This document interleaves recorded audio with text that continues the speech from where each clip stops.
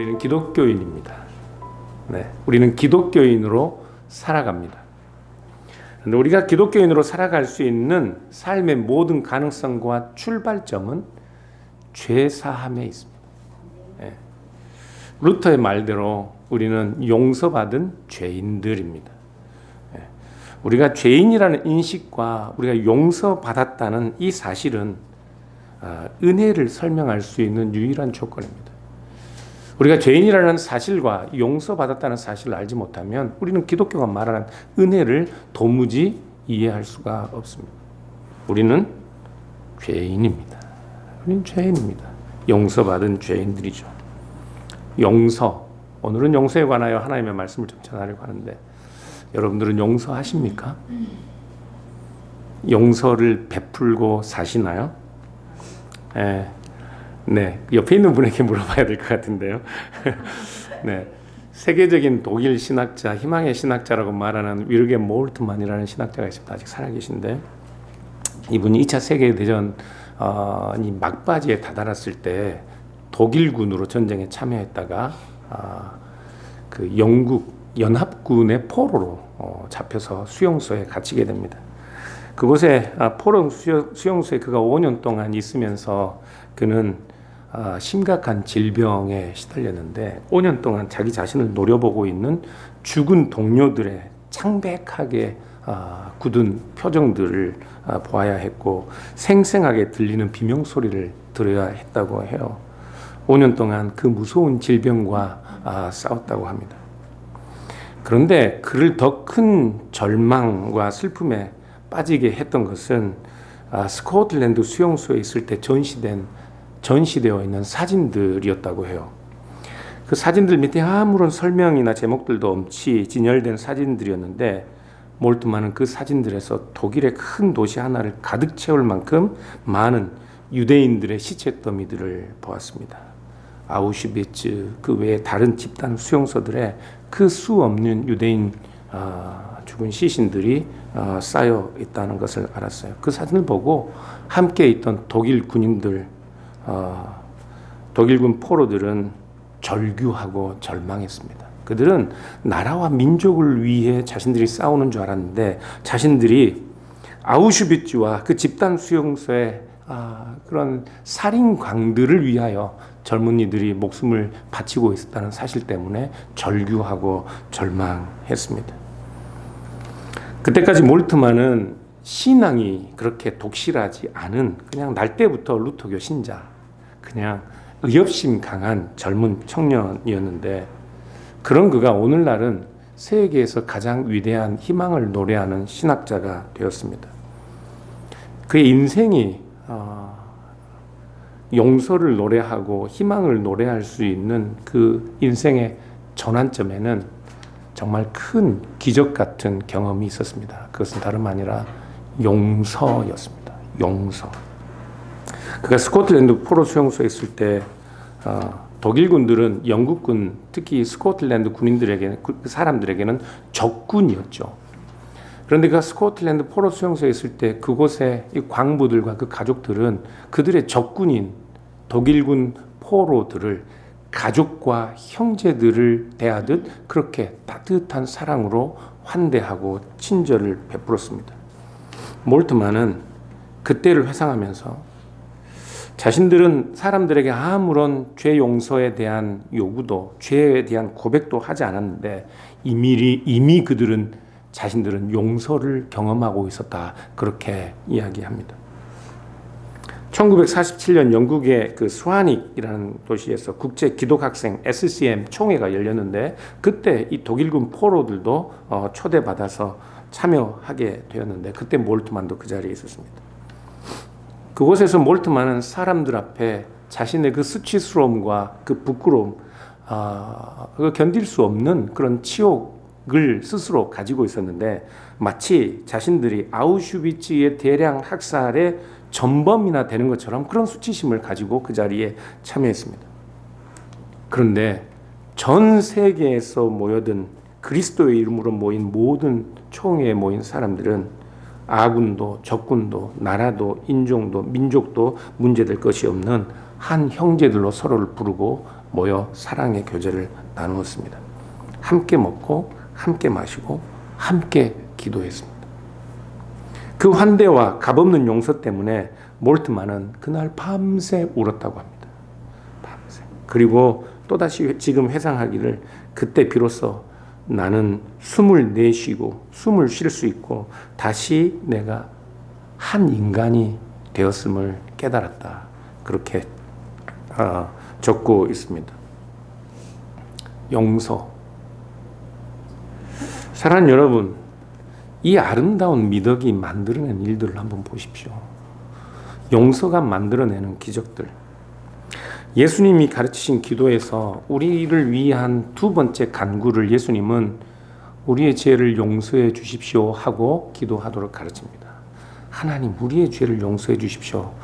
우리에게 죄 지은 자들을 우리가 용서한 것과 같이. 이 기도 쉬운 기도 아닙니다. 왜냐하면 용서가 그렇게 쉽지가 않기 때문에 그래요. 이 두 번째 간구에는 이 두 번째 청원에는 두 개의 용서가 나옵니다. 첫 번째는 하나님이 우리를 향한 용서. 하나님 우리의 죄를 용서해 주십시오. 두 번째 용서는 우리가 다른 사람을 용서하는 용서입니다. 그런데 이 기도문에서요, 우리가 하나님께 간청하는 것은 하나님 우리의 죄를 용서해 주십시오입니다. 잘 들으십시오. 우리가 하나님께 기도하는 내용은 하나님 우리의 죄를 용서해 주십시오예요. 하나님 우리가 우리 형제의 죄를 용서해 줄 수 있도록 도와주십시오 아닙니다. 이 기도문의 헬라어 문법을 살펴보면 하나님의 용서를 구하는 것, 이 누가복음에도 주기도문이 나오는데요, 모두 다 명령법입니다. 하나님 해주세요. 간청이기 때문에. 그런데 우리가 우리에게 죄 지은 자를 용서하는 것은 직설법입니다. 간청이 아니에요. 이것은 사실에 대한 내용입니다. 사실 진술이에요. 하나님이 우리의 죄를 용서해 주시는 것은 간청이지만, 우리가 기도해야 할 문제이지만, 우리가 우리에게 죄 지은 자를 용서하는 것은 사실 진술입니다.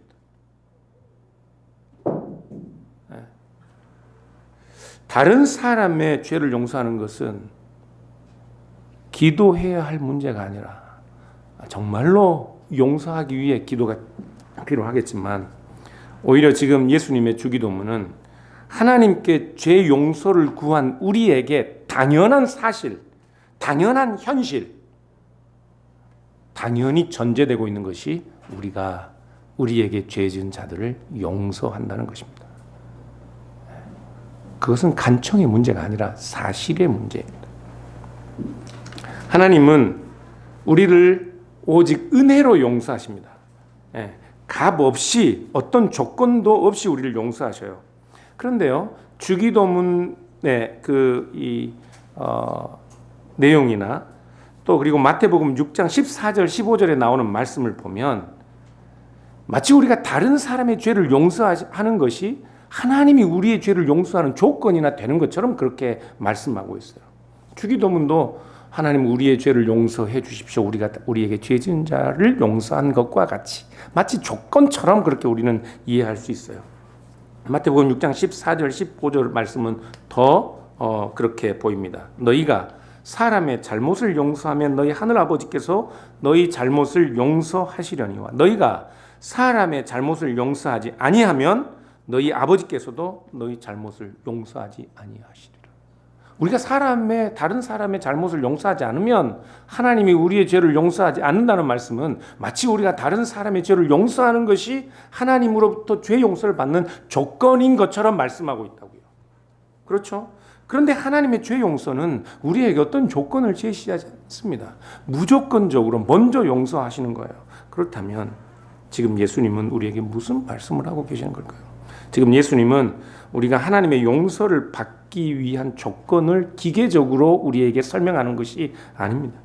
지금 예수님은 죄 사함을 구하는 자의 자기 이해, 제가 처음에 말씀드렸던 것처럼 우리가 죄인이라는 사실, 그리고 하나님께 용서를 구하고 있는 자라는 자기 이해에 관하여 말씀하고 있는 겁니다. 마태복음 6장 12절에 주 기도문에서 우리의 죄에 관한 헬라어로 이 성경 본문을 보면 이 죄는 빚들입니다. 빚들. 영어로 debtors. 우리의 빚들을 용서해 주십시오입니다. 유대인들은 죄를 반드시 그 대가를 지불하고 갚아야 하는 빚처럼 이해했기 때문에 마태복음 유대인들에게 조금 더 친숙한 마태복음은 죄라는 단어 대신에 빚이라는 단어를 썼습니다. 그런데 하나님 우리의 죄를 용서해 주십시오라는 이 말이 영어 성경 번역으로도 보면 헬라어 성경과 마찬가지로 우리의 빚들을 용서해 주십시오. 빚이 죄가 사실은 복수형으로 되어 있습니다. 복수형, 단수가 아니라. 우리의 죄를 용서해 주십시오는 우리의 빚들을 용서해 주십시오요. 그러니까 우리가 대가를 지불하고 갚아야만 하는 매일처럼 반복되는 우리의 모든 빚들, 모든 죄들을 용서해 달라는 기도가 주기도문에 하나님 우리의 죄들을 용서해 주십시오인데, 그런데 용서해 달라는 동사 형태가 헬라어 문법으로는 부정과거인데 몰라도 됩니다.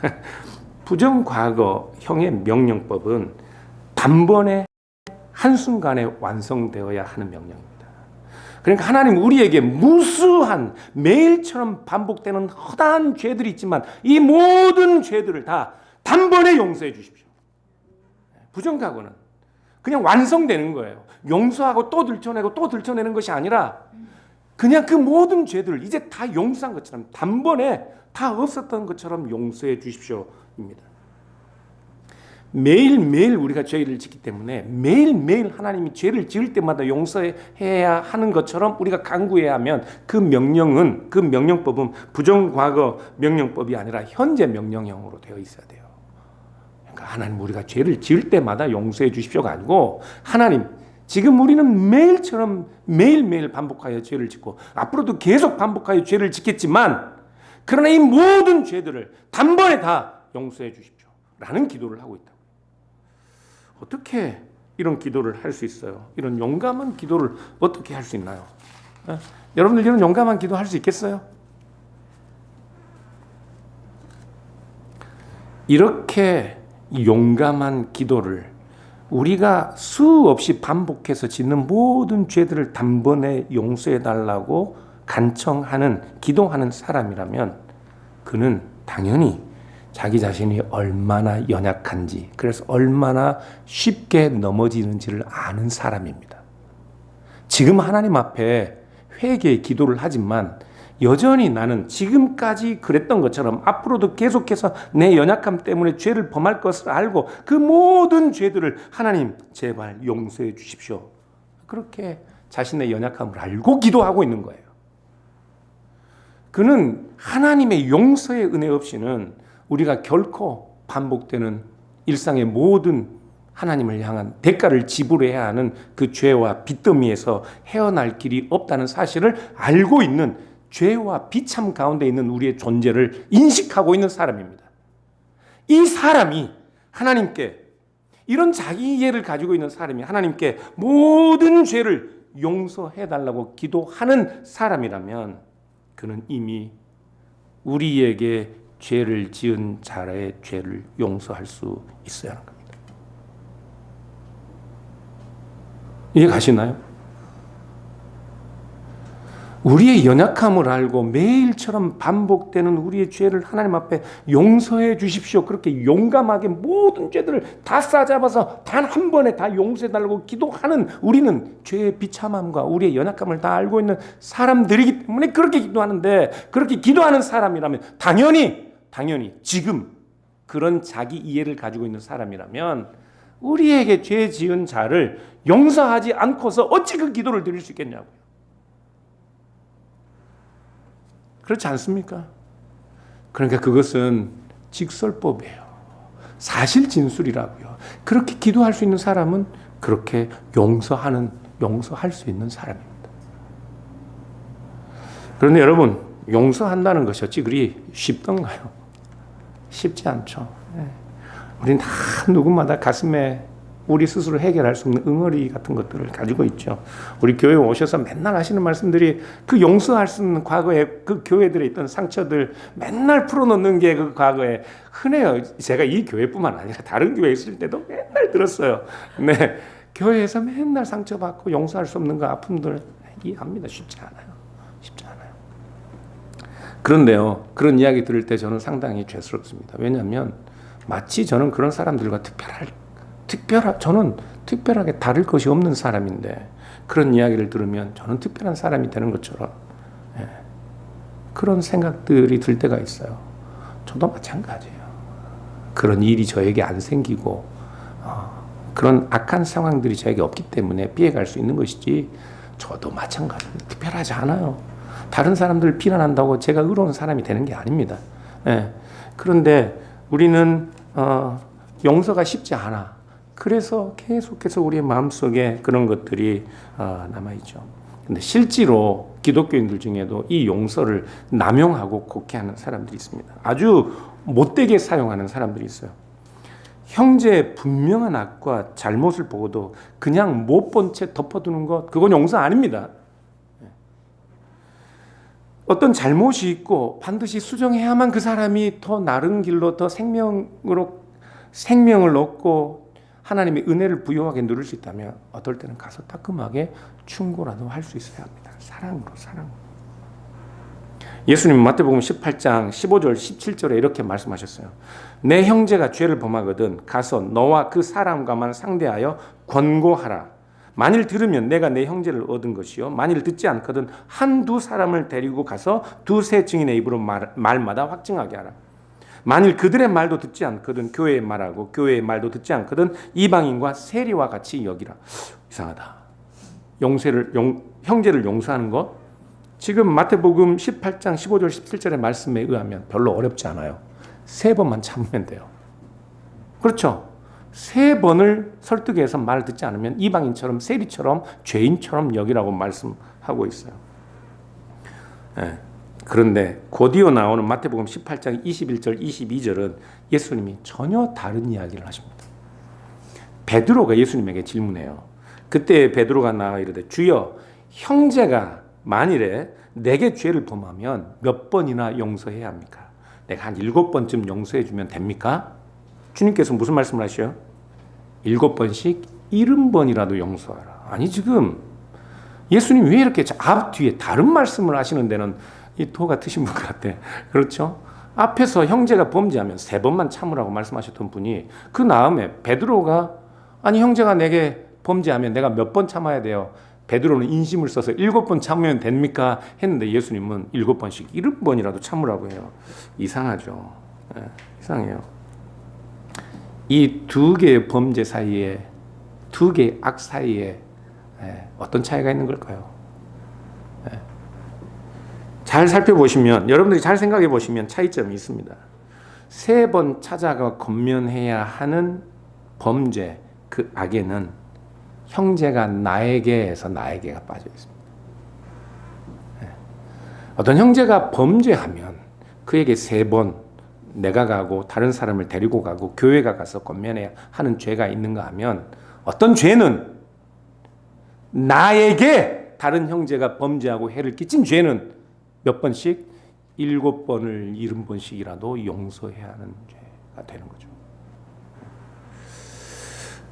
이 나에게 죄를 짓거나 나에게 어떤 그 해를 끼치는 경우가 아닌 3번 용서해야 하는 그 경우는 일종의 공적인 죄, 객관적인 범죄들, 공동체를 무너뜨리거나 사회를 혼란하게 하는 그런 죄들을 가리킬 수 있습니다. 돈을 횡령하거나 성희롱을 하거나 성폭력을 하거나 강도나 살인, 공동체와 사회의 평화를 와해하는 그 범죄들은 기독교인들이 용서라는 말로 그냥 없는 듯이 지나갈 수 있는 문제가 아닙니다. 어느 교회는 보니까 큰 교회인데 목사님이 성희롱을 하고 이상한 짓을 했는데도 다 덮어주고 지나가자. 그리스도의 사랑. 아니요. 용서를 그렇게 말하는 것이 아닙니다. 정작 용서해야 되는 사람은 그 사건과 관계없는 우리가 아니라 그 피해 당사자가 용서할 수 있도록 모든 상황을 만들어줘야 하는 거예요. 근데 우리는 내가 피해를 입지 않는 공적인 사회적인 공동체와 교회를 무너뜨리는 그 악을 보면서도 내가 해를 입지 않았으니까 쉽게 용서한다고요. 성경은 그런 용서를 이야기하는 것이 아닙니다. 많은 사람들이 우리는 그리스도이니까 히틀러를 용서해야 하나요? 아니요. 우리는 히틀러에게 아무런 해를 입지 않았습니다. 정작 히틀러를 용서해야 하는 사람들은 히틀러 때문에 가족을 잃고 민족이 심각한 위기에 처한 사람들이 히틀러를 용서할 수 있어요. 우린 그 사람들에게 용서를 강요할 수 없습니다. 그러나 그 사람들이 용서할 수 있도록 모든 사회적인 형편과 정의가 고려되어야 하는 거예요. 일제시대 때 전쟁터에 끌려가는 그런 강제 집용에 끌려간 사람들이나 위안부들, 그리스도인들은 오늘날 쉽게 그만큼 시간이 지나고 많은 사람들에게 돈도 받고 했으니까 용서해라, 그만하지, 그렇게 말할 수 없다고요. 그런 것들은 돈으로 해결할 수 있는 문제가 아닙니다. 그것은 사회적 악이고, 우리는 그 부분들에 있어서 우리가 직접 피해 당사자가 아니기 때문에 쉽게 용서할 수 있지만, 예수님이 제자들에게 말씀하실 때는 3번 용서할 수 있는 죄와 우리가 개인적으로 해를 입었을 경우에 우리가 7번씩 70번이나 용서해야 될 죄에 대하여, 빛에 대하여 구별하여 말씀하고 계신 거예요. 그렇다고 공적인 죄가 아니라 사적인 경우에 용서하는 것은 또 쉽습니까? 더 어렵죠. 어렵죠. 베드로의 말처럼 7번 정도 용서할 수 있겠어요? 3번 참기도 힘든데 7번을 어떻게 참습니까?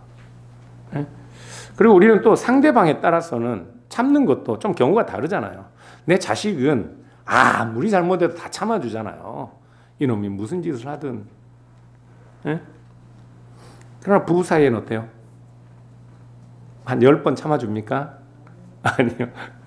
부부 사이에도 자식만큼은 참아주기 힘들죠.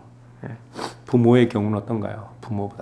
부부 남편보다 아내보다 더 참아주기 힘든 게 부모들이더라고요. 형제들은 어때요? 남 같아요. 형제들은 도대체 형제들 왜 그렇게 싸우는 거예요? 이야기 들어보면요, 그냥 한번 눈 감으면 될 일이에요. 근데 못 참아주는 거죠. 어떻게 7번을 참아요? 3번만 참겠습니다. 저도 3번만. 내가 2번만 참는다. 아니, 이미 못 참고 있는 거잖아요. 용서는 힘든 거예요. 그러나 그렇게 힘든, 우리의 그렇게 참기 힘든, 그렇게 감당하기 힘든, 그렇게 어려운, 수없이 무한히 반복되는 우리의 죄들을, 우리가 하나님을 향하여 갖는 그 빚들을 단번에 다 용서하라고 우리는 하나님께 간청하고 있지 않습니까? 그런데 그 한두 가지가 어려운 거예요. 우리가 어떻게 7번, 아니 7번씩 70번이라도 용서할 수 있냐고요? 할 수 있습니다. 어떻게 할 수 있는지, 그 용서의 능력이 어디에서 나오는지 우리 예수님께서 천국에 관한 비유로 말씀을 해주셔요. 오늘 우리가 읽었던 본문입니다. 같이 한번 다시 읽어볼까요? 23절부터. 그러므로 천국은 그 종들과 결산하려 하던 어떤 임금과 같으니 결산할 때에 10,000달란트 빚진 자 하나를 데려오매 갚을 것이 없는지라 주인이 명하여 그 몸과 아내와 자식들과 모든 소유를 다 팔아 갚게 하라 하니 그 종이 엎드려 절하며 이르되 내게 참으소서 다 갚으리이다 하거늘 그 종의 주인이 불쌍히 여겨 놓아 보내며 그 빚을 탕감하여 주었더니 그 종이 나가서 자기에게 100데나리온 빚진 동료 한 사람을 만나 붙들어 목을 잡고 이르되 빚을 갚으라 하며 그 동료가 엎드려 간구하여 이르되 나에게 참아 주소서 갚으리이다 하되 허락하지 아니하고 이에 가서 그가 빚을 갚도록 옥에 가두거늘. 이 비유의 가장 큰 중요한 강조점 중에 하나는 빚의 양입니다. 빚의 크기. 주인이 종에게 탕감해 준 빚이 얼마나 큰 빚입니까?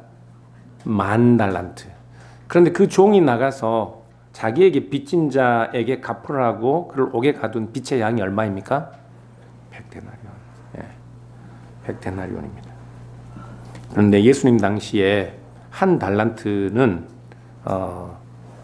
6천 데나리온이었습니다. 이 한 데나리온은 그 당시에 로마 병정이 하루 벗는 일당의 수입입니다. 여러분, 예수님이 포도원 품꾼을 찾아 나가는 비유에서 아침 일찍 나가서 그 사람에게 약속하는 품삯이 얼마예요? 내가 한 데나리온을 주리라.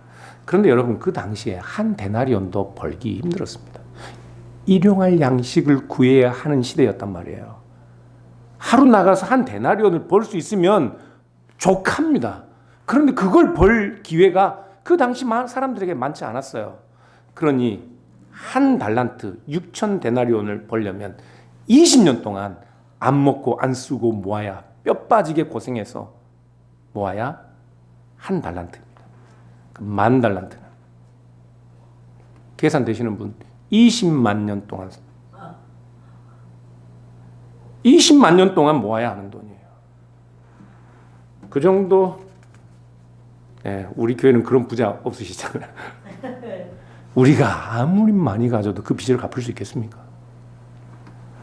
여러분, 그 당시에 헤롯 대왕이 한 해의 수입으로 벌어들이던 그 세액이 900달란트였습니다. 900달란트. 이스라엘 한 나라에서 세금으로 걷어들인 달란트가 900달란트. 그러면 만 달란트는 얼마나 큰 돈이냐고요. 천국은 종들과 결산하려는 임금과 같습니다.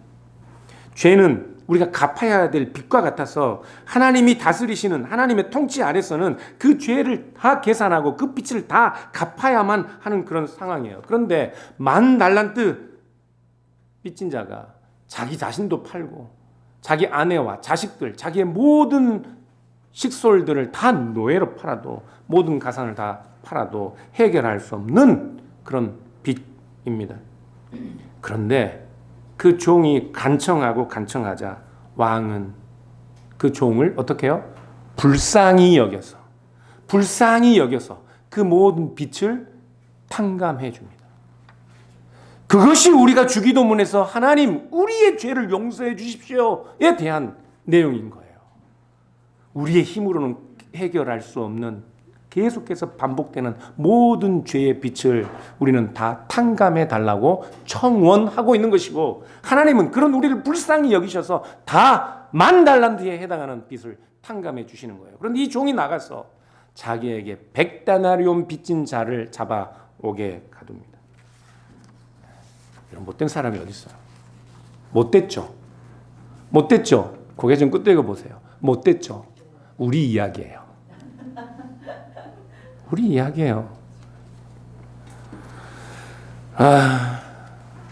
저도 이런 슬픈 일들이 많았어요.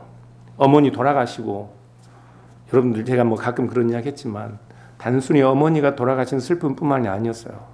어머니가 중병에 걸려서, 그렇게 저는 수입도 없는데 아내와 같이 학생 신분에 어머니 병간하고 하느라 정말 그 힘든 시간인데, 누님들, 그 중에는 제법 잘 사는 누님도 있었지만 누님들이 따뜻한 마음으로 우리 형편을 돌아봐 주는 누님들이 없었습니다.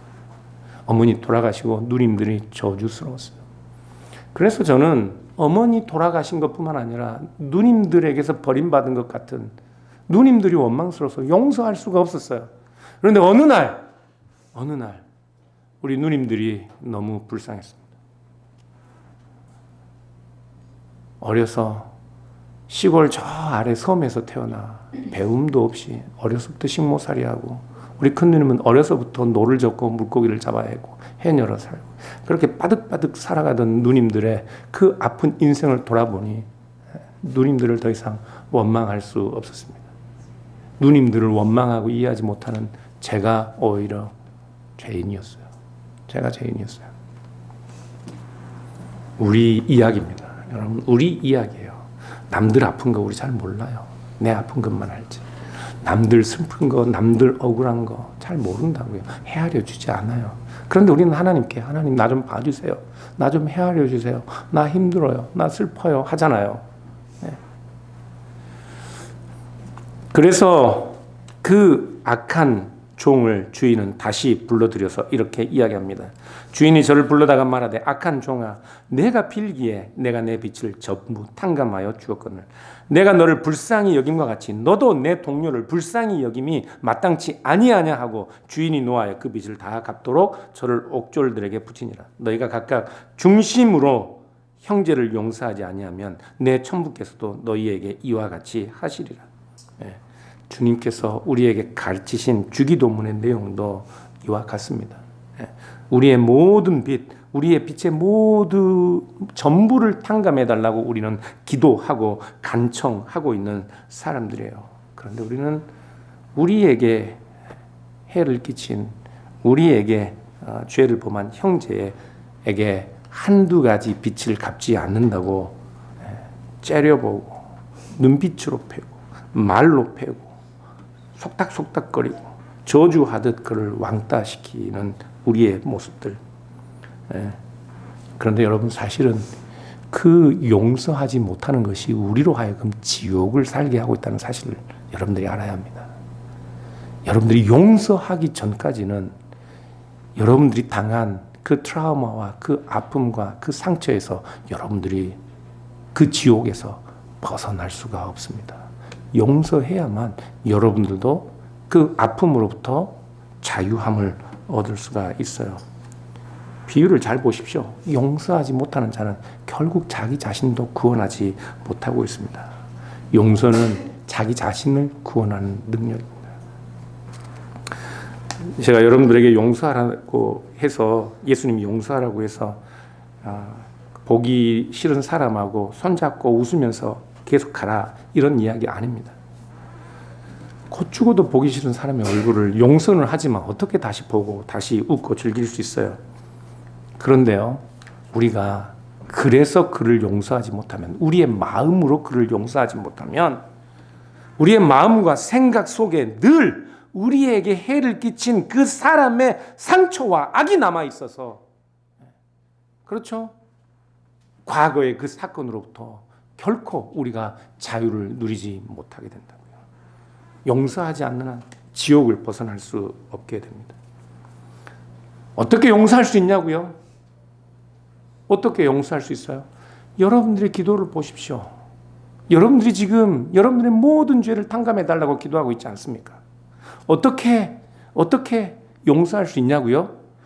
여러분들이 탕감받은 그 빚의 크기를 보십시오. 우린 다 1만 달란트를 빚진 자들이었고 그 모든 빚을 탕감받은 자들입니다. 어떻게 우리가 용서받았습니까? 그 1만 달란트의 빚을 하나님께서 탕감해 주시기 위해서 하나님은 우리를 위해 이 땅에 독생하신 아들을 보내셨습니다. 독생하신 아들을 보내셨습니다. 기독교는 말로 용서하고 용서하는 것처럼 그냥 쉽게 묻어두고 그냥 없는 것처럼 되는 게 아니에요. 하나님도 용서하기 위해 어마무시한 대가를 지불하셔야 했습니다. 우리 용서하는 거 쉽지 않아요. 쉽지 않아요. 우리를 지옥처럼 가두고 있는 그 아픈 상처들로부터 벗어나는 거 쉽지 않습니다. 그러나 하나님도 쉽지 않은 그 일을 어떻게 하셨습니까? 우리를 위하여 독생하신 아들을 보내셨습니다. 참 빛이신 그분, 세상이 그로 말미암아 지은 바 되신 하나님의 독생자께서 만물을 창조하신 하나님이 그 영광스러운 보좌를 버리시고 노예 형상으로 이 땅에 오셨습니다. 만물의 왕이시고 만세의 주인이신 그분이 이 세상에 오셨지만 그분은 처음 이 세상에 자기 몸을 누이시는 공간이 짐승의 구유였습니다. 이런 수치가 어디에 있습니까? 하나님의 아들이 갈릴리 가난한 목수의 아들로 사셨습니다. 빌립이 친구 나다나엘에게 와서 야, 내가 성경이 예언하고 우리가 기대하고 있던 그분을 만났다. 그분이 나사렛 예수다. 나다나엘을 곧장 하는 이야기가 나사렛에서 무슨 선한 것이 나겠느냐. 예수님은 그 누추하고 초라한 그리고 그곳에서 목수의 아들로 나고 자라셨습니다. 그리고 그분의 모든 인생이 그분은 온갖 멸시와 천대를 받으셨습니다. 마침내는 로마인들에게 잡혀 조롱과 채찍질을 당하시고 침뱉음을 당하셨습니다. 하나님의 아들이 벌거벗은 수치를 당하시고 벌거벗긴 채 십자가에 못 박혀 죽으시고 하나님의 아들이 그 처절한 고통 가운데서 나의 하나님 나의 하나님 어찌하여 나를 버리셨나이까 외쳐야 했습니다. 우리의 모든 죄 1만 달란트의 죄를 용서하시기 위해 하나님은 그 값을 치르셨습니다. 그런데 우리는 100데나리온의 수고도 감당하기 싫어한다고요.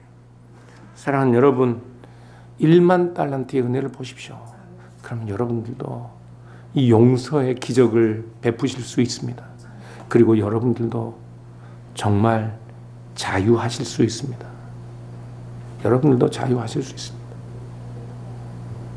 여러분의 족쇄처럼 여러분을 붙들고 있는 그 과거의 모든 아픈 상처들부터 용서의 능력으로 자유함을 얻으실 수 있기를 우리 주님의 이름으로 축복합니다. 기도하겠습니다.